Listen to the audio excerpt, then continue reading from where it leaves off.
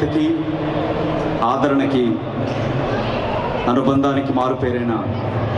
ఆట మహాసభలకి ఘనంగా నిర్వహిస్తున్న అధ్యక్షులు రాజేంద్ర జిన్నా గారికి, కాబోయే అధ్యక్షులు కరుణాకర్ గారికి, వారి కార్యవర్గ నిర్వాహకులకి,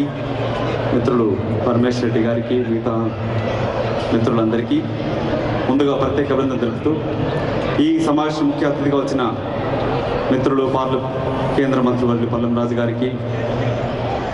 మిగతా శాసనసభ్యులకి, పత్రికా అధిపతులకి,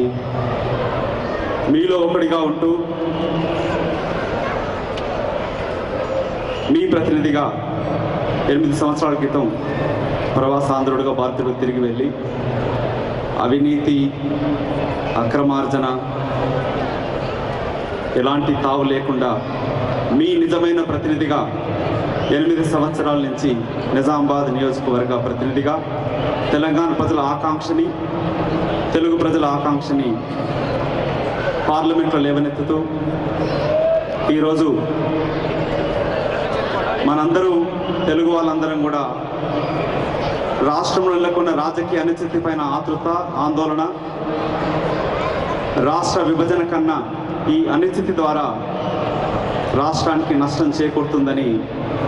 గట్టిగా నమ్ముతూ త్వరలో కేంద్ర ప్రభుత్వం ద్వారా నిర్ణయం,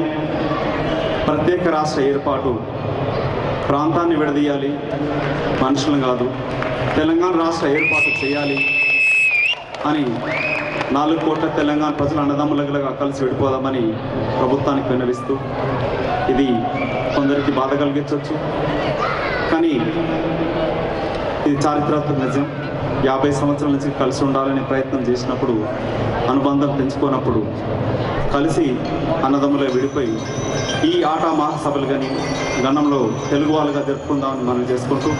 మీ ప్రతినిధిగా మరొకసారి ఆఖరి ఒక విషయం మీకు విన్నవించాల్సుకున్నాను. ప్రస్తుతం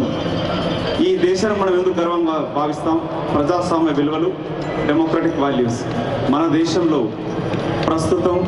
డెమోక్రటిక్ వాల్యూస్కి అత్యంత డేంజర్గా ఉంది. ఆ విలువలు కాపాడుకోవడానికి కొరకు ప్రతి ప్రవాస ఆంధ్రులుగా, భారతీయులుగా ప్రజాస్వామ్య విలువలను కాపాడుకుంటూ మన దేశం, మనం వచ్చిన ఈ దేశం గౌరవప్రతిద్దామని మనం చేసుకుంటూ, జై హింద్, జై తెలంగాణ.